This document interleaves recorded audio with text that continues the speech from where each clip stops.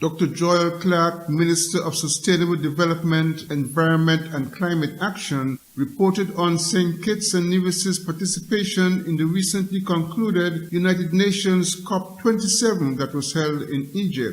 Dr. Clark, accompanied by Dr. Denzel Douglas, Minister of Foreign Affairs, and by Conress Maynard, Minister of Infrastructure, Energy and Utilities, spoke of the importance of youth involvement at the conference and the COP27 implications for the Federation. It's important that small island states like St. Kitts and Nevis can make their presence known to larger countries. We can make it very clear that this is our experience as a small island which has not contributed greatly to climate change but suffers the most. In terms of climate action and youth, we're very pleased that we had a youth-led delegation, our technical negotiations, our pavilion presence, the marketing of St. Kitts and Nevis as a sustainable island state was led by our youth members. And that for St. Kitts and Nevis is historic. And we're going to do this for every single COP going forward. Why? Youth action is critical for climate action and climate responsiveness. Young people will inherit St. Kitts and Nevis. And if they are not part of the conversation and the mobilization and the action, then we would not have the necessary buy-in to ensure that St. Kitts and Nevis becomes climate resilient, climate responsive, and can move towards a sustainable island state. And finally, what does this mean for St. Kitts onwards? We have clear commitments in terms of our interministerial partnerships. We recognize that there are funding agencies available willing to support St. Kitts and Nevis in particular. They need our commitment, and we were able to provide that because of our presence, because of the ministers who were there, who were able to lobby on behalf of their various ministries, and importantly, on behalf of a sustainable small island state agenda for St. Kitts and Nevis. SK Newsline will have details on the COP27 report in our next newscast. Glenn Barrett reporting for SK Newsline. Prime Minister Dr. Terence Drew is conducting his first working visit to Dubai in the United Arab Emirates from Tuesday, the 29th of November to Saturday, December 3rd. A press release from the Prime Minister's office said that he is being accompanied by Minister of Tourism Marsha Henderson, the Attorney General Garth Wilkin, the Cabinet Secretary Dr. Marcus Natter, Mr. Sylvester Anthony, and Ms. Vera Galloway. The visit provides an opportunity for St. Kitts and Nevis to show the world that it is open for business and is ready to attract investors who seek mutually beneficial partnerships with the nation, the release added. The Prime Minister will identify new areas of collaboration in advancing economic recovery and stability and reaffirming the solid foundation between the two countries. The Embassy of St. Kitts and Nevis will host an exclusive cocktail event on Thursday, December 1st for the investors, citizens and business partners to meet the Prime Minister and his delegation. The Prime Minister's visit comes at a time when the economies of many countries are affected by the lingering impact of the COVID-19 pandemic and by the consequences of the Ukraine-Russia conflict. The release noted that the visit is also aimed at deepening relationships with important stakeholders, including international investors and government-approved agents, who play a vital role in promoting and supporting the country's recently upgraded Citizenship by Investment program. Andre Huey, SKN Newsline. The holiday season is approaching, and now is the time to get the message out about your business. SK Newsline introduces special advertising rates for the Christmas season with our Christmas specials. You can advertise on the SK Newsline Newscast or send special holiday greetings to the general public with our Christmas greetings on both SK Newsline and Voice of the Caribbean Radio at affordable prices. Call our marketing department for more information, 665-7496, or email advertising@sknnewsline.com. 'Tis the season to be jolly, so enjoy our Christmas specials at SK Newsline and Voice of the Caribbean Radio and promote your business the effective way this holiday season. Your vehicle is very important to you. That's why you should ensure it gets the best service and care possible only at IAS Diagnostic Center, located at Bird Rock behind the Life Fitness Center gym. Come to IAS Diagnostic Center for wheel alignment, rotor cutting, AC servicing, wheel balancing, oil filter change, diagnostic, tire repair and sale, tinting, and much more. With top-of-the-line equipment, come to IAS Diagnostic Center in Bird Rock. Opening hours Monday to Friday, 8 a.m. to 4 p.m. and Saturdays, 8 a.m. to 1 p.m. Call 767-4422, 662-4416, or 466-6708. IAS Diagnostic Center for quality care of your vehicle. The SKN Newsline website now offers you more news. Log on to www.sknnewsline.com for local, regional, and international news.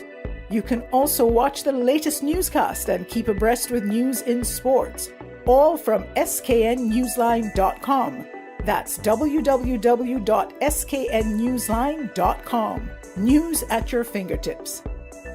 Nestled between evergreen mountains and the Caribbean Sea on the island of St. Kitts is the Millhouse Guest House and Convention Center. With breathtaking views, a rugged, beautiful shoreline, and immaculate manicured gardens make this the perfect location for your holiday, event, or wedding. With a large convention center, apartments with balconies providing stunning views, and a secluded cottage for larger family groups or honeymooning couples looking for some privacy. We have something for everyone. Book your stay at www.millhouseskn.com or visit our Facebook page, the Millhouse Guest House and Convention Center, an oasis of tranquility.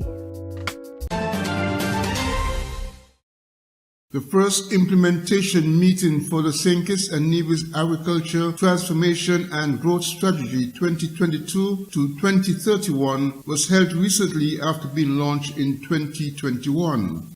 According to agricultural officials, much effort is being placed on transforming the sector to create greater productivity, enhanced management, and greater yields for plant and animal agriculture. Officials at the meeting spoke of its necessity and its relevance in moving agriculture forward. We gathered here with key stakeholders, including the Nevis Island Administration, the Ministry of Agriculture in Nevis, so we can discuss the St. Kitts and Nevis Agricultural Growth Transformation Strategy 2022 to 2031. And we felt that it was important that we get around the table discussions that everyone can chime in terms of the way forward, to help to chart the way forward for agriculture for St. Kitts and Nevis. It's no use to have a plan, but you don't go through the plan, right? And you don't get persons who are into the field to help to vet the document and to help to contribute, to the short-term goals, medium goals, and long-term goals. Because, until 2031, right? And everything can't be done now. But it was important that we really, agree in terms of how we move forward. We are very serious about the development of agriculture in St. Kitts and Nevis. We want to ensure that we secure our food. One of the responsibilities of the persons who are participating in today's discussion is that we have to take into account that knowledge improves, knowledge increases, and we have to also make adjustments to this framework that is being put in place. It would be irresponsible if, as information changes, if information increases, and that we are responsible individuals who would be implementing this growth strategy not take into account the improvement in knowledge as time goes on. Also, a very important part of this strategy is the inclusion of ICT and digitalization of the certain technologies that now can improve the productivity of agriculture here in St. Kitts and Nevis. The vision, as explained in the Agricultural Transformation and Growth Strategy 2022 to 2031, is to establish a resilient and productive agriculture system, that contributes to economic growth and improve livelihoods, food security, and nutritional health by harnessing agricultural knowledge and innovation systems, as well as ensuring that there's sustainable management of the ecosystem and the biodiversity. So basically that encapsulates what we're trying to do. So we're having a discussion now because we're at the stage where we're about to do implementation. Technical support was provided by the Food and Agriculture Organization, the FAO, to develop the transformative plan for agriculture involving farmers, fishers, and other stakeholders. Glenn Bart reporting for SK Newsline. A young Bastia woman is aiming to make a difference in her community with an initiative called Sky. Nicole Newton, the person behind the program, told SK Newsline she was inspired to pursue this initiative as a means of giving back to her community. It mainly involves providing necessities for persons who are less fortunate. Well, this organization is about helping, mostly. Helping the less fortunate, the mentally ill, some in prison, you name it. Kids. Like, for instance, some of the kids, I would help the parents with groceries.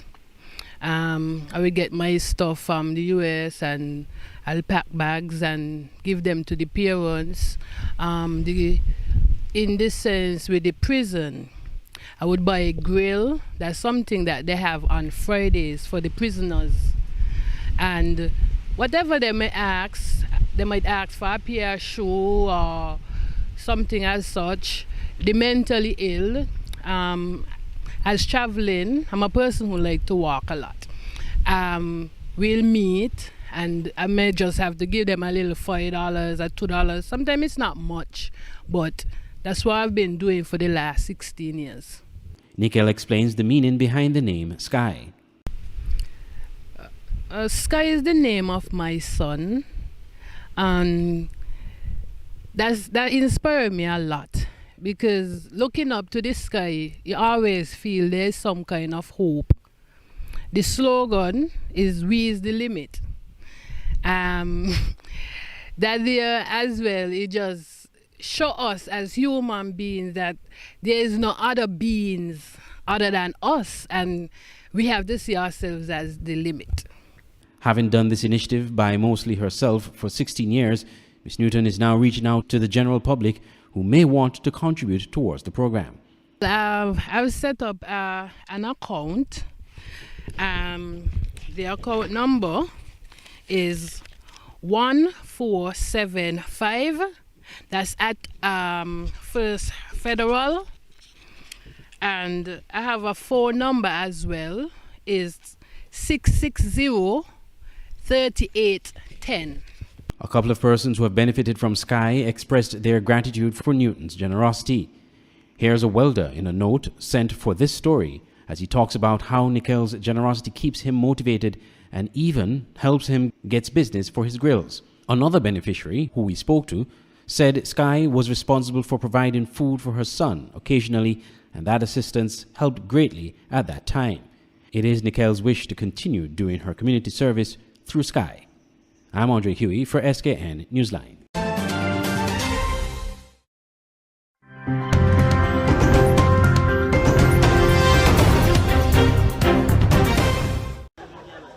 It is but a tent open to the weather, yet for those stricken by cholera, this is sanctuary. Infants, adults, cholera is not fussy, and it kills when it comes quickly. Cholera is always an emergency. The disease is extremely contagious, especially when it gets in a crowded city like here in Port-au-Prince. Cholera, caught early, is easily treatable, but this is Haiti, where nothing is simple. Fanny Delver watches lovingly over her son, Mickelson Regis. Compared to the way he was, he's getting better because of the nurses and doctors. If it wasn't for them, I probably would have lost my baby. Fanny has more than one reason to keep Mickelson close. Her son will grow up without a father after Fanny's husband was shot dead by gang members. A routine occurrence in Port-au-Prince. I don't have anybody to help me, so most likely I'll be on the street. That's what the gangs wanted, for me to be out on the street.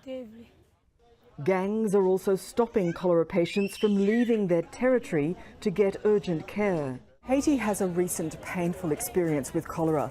An outbreak here in 2010 took the lives of some 10,000 people.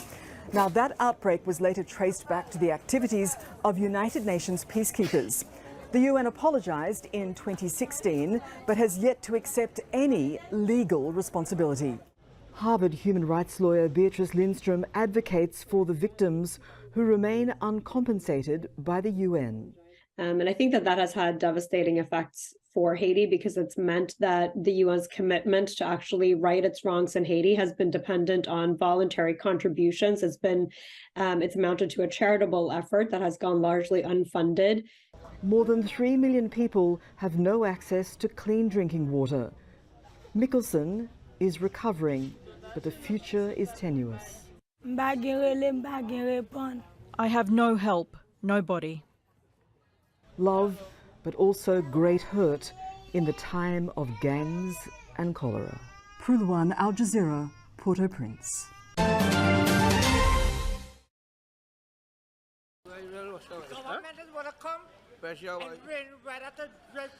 Everything go on, my lord. You have to press the river. God, boy. Everything good. Forced to flee their homes for the second straight day, these residents are grappling with widespread flooding and devastation in Bamboo Number 2. It's the worst they have ever experienced. In 2018, they didn't cheap bear than them kind of thing. So we was expecting to come up so high. So we just put everything on the bed. We was hoping the water wasn't going to get so high. Because it covered with jaws and even still have clothes, we didn't really keep that for all our water. With no help from authorities, residents came together to help evacuate those in danger. In Spring Village, Valsaine, the situation was not much better. These homes have been flooded since Saturday afternoon. Since October, we have been packing up, putting in, cleaning up, putting back, fixing back. Because we bursting walls for water to run out, then we have to plaster back, fix back, paint back.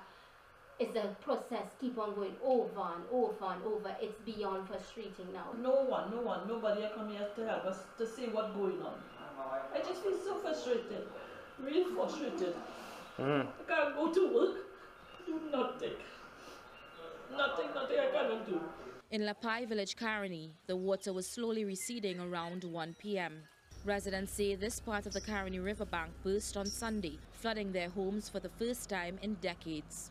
I live here for 18 years and never saw a drop of water here. What happened? The bank burst and all the water just come down. The depth of the water was like knee-high here last night. With more rain in the forecast, these families may have to wait even longer to return to their homes. Charlene Rampasad, CNC3 News.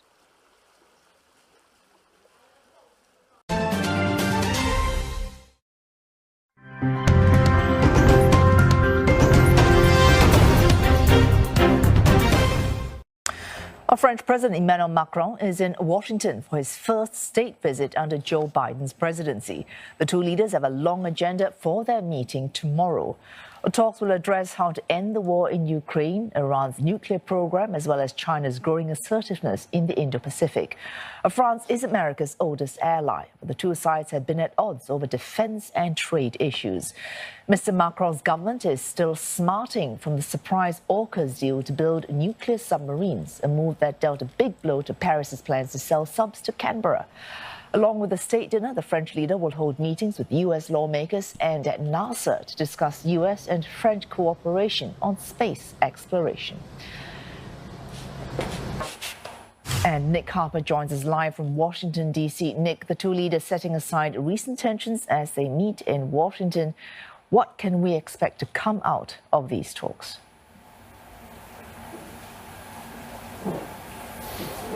Well, there's certainly lots on the agenda, and the very fact that this is the first state visit of the Biden presidency, almost 2 years into his presidency, is something that the French are seeing as a very warm sign. They're trying to put that AUKUS deal behind them, being it water under the bridge, and they're really trying to focus on where there are areas of cooperation, areas such as Ukraine, the fact that they both hold similar views when it comes to countering China, also similar views on trying to do more towards climate change. However, there are a few sticking points that will still be bones of contention over the next day or so while meetings take place. One of them is President Biden's key bit of legislation, the Inflation Reduction Act. Now, within that is the encouragement to Americans through incentives, money offers, to buy American-made electric vehicles. And the European Union says that that does harm to Euro manufacturers, that it also breaches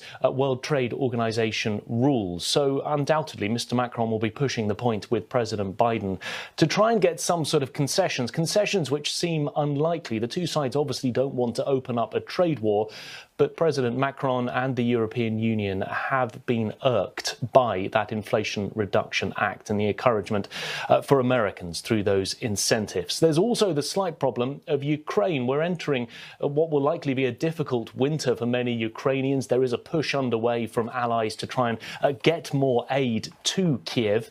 However, in just a few weeks' time, we will have a divided Congress here in the United States. The new Congress starts on January the 3rd. That is when the House of Representatives will be taken over, majority control, by the Republicans. And they have already promised that they intend to defund those billions of dollars that have been sent to Ukraine. Not completely wipe them out, but certainly slash them. So President Macron will probably be looking for some reassurance from President Biden to try and continue that aid throughout the winter, even though we're likely to see passage of such funding to Ukraine being blocked by the Republicans as we enter into January. And we shall see what comes out of those talks when they proceed. Nick Harper reporting live just there from Washington, D.C. Since January the 6th, 2021, when Trump supporters stormed the U.S. Congress and successfully interrupted the certification of Joe Biden's victory, a debate has raged. Were the shocking scenes simply the result of a demonstration by enraged Trump supporters that grew out of control? Or was it a concerted attempt to stop the peaceful transition of presidential power through violence? Up to now, many of the hundreds who've been prosecuted have faced charges ranging from low-level offences relating to trespassing and disorderly conduct to felonies relating to violence and interrupting congressional proceedings. But with this successful prosecution of right-wing Oath Keepers militia leader Stuart Rhodes and his deputy on seditious conspiracy, prosecutors have convinced a jury that at least some involved that day did have a plan to oppose the transfer of presidential power by force. Evidence was provided showing Rhodes railing at the election result and calling for a revolution. And the chaos of January the 6th presented an opportunity, prosecutors argued, even if Rhodes was simply being opportunistic amid the chaos. It's a very substantial victory for the Justice Department, and it bodes well for future cases. Another seditious conspiracy case against other Oath Keepers is scheduled to start on Monday. But it is a very rare charge. The last time we had a successful prosecution for seditious conspiracy was in 1995 over an attempted bombing in New York City by Islamic militants. All 5 defendants were found guilty of obstructing an official proceeding, but 3 were found not guilty of seditious conspiracy. And defense lawyers pointed out that Rhodes himself did not enter the Capitol, nor have prosecutors alleged any plot to do so. Mr. Rhodes did not commit the crime of seditious conspiracy. There was no evidence introduced to indicate that there was a plan to attack the Capitol. Rhodes faces up to 20 years in prison. His lawyers say he will appeal the verdict. Shia Britansi, Al Jazeera, Washington.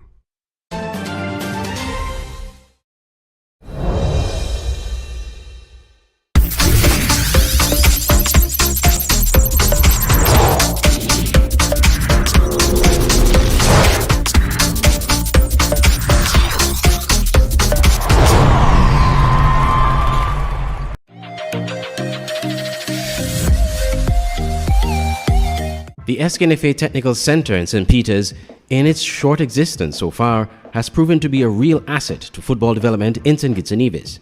Boasting an artificial turf field tantamount to international standard, the center is the home of football training for the national youth teams on a regular basis. SKNFA Technical Director Lenny Taylor, at a recent training session of under-14 and under-17 teams, said the center is a perfect venue for training and preparing the players. As you can see, it's quiet. The kids can concentrate. You do not have people from the sides or in the stands. It's very comfortable. Without the technical center, I don't believe that you can have what we call this form of improvement, accelerated improvement, you can't have it. Mr. Taylor spoke about the new thrust in preparing national teams months in advance of international competitions and trainings. This augurs well for youth teams as it gives them more time to learn the fundamentals of football, develop team chemistry, and ultimately excel on the international stage. Mr. Taylor explains the significance of this new development and how the Technical Center is playing a role in achieving this. Early introduction ensures early proficiency. So in anything you do in life. So, and kids learn at their own pace. So some might learn faster, some might learn slower, but we must give them time for them to get the gist of what we are trying to do. We believe in this group, and we think that this is something that the president is highly motivated about, and it's something that we've been working with for 10-15 years, and we know for a fact that this will bring benefits to St. Kitts and Nevis football. Well, I think this program is the number one, and we are reorganizing the whole program, dealing with grassroots. We're beginning it there, and then into this group. So the grassroots will give us under 11, 12. Then we have an under 13 group, and then the under 13 group graduate players to the under 14s. The 14s graduate players to the under 15s, and so on and so on.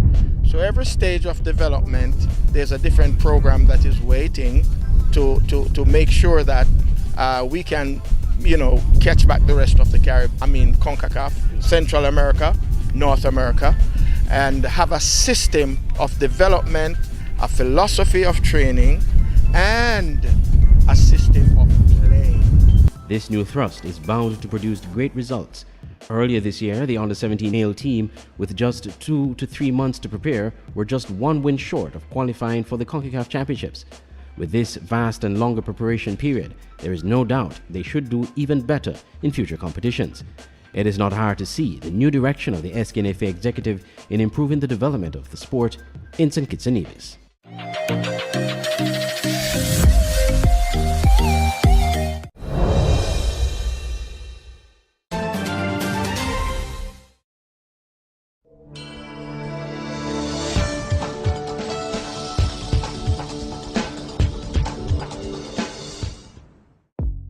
Welcome to the SKN Newsline Weather Report. I am Janil Boone. Here is a look at the forecast for St. Kitts and Nevis.